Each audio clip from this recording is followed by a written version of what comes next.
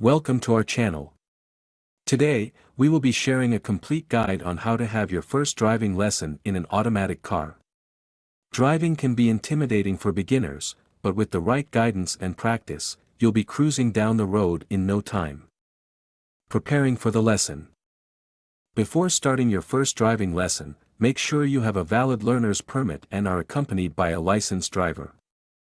Familiarize yourself with the controls of the automatic car, such as the gear shift, accelerator, brake, and steering wheel. Adjusting the seat and mirrors. Ensure that your seat is adjusted to a comfortable position and that you can reach the pedals easily. Adjust your mirrors to have a clear view of the road behind you. Starting the car. Turn the key in the ignition to start the car. In an automatic car, you only need to put the car in drive mode to start moving. Accelerating and braking. Gently press on the accelerator to start moving forward.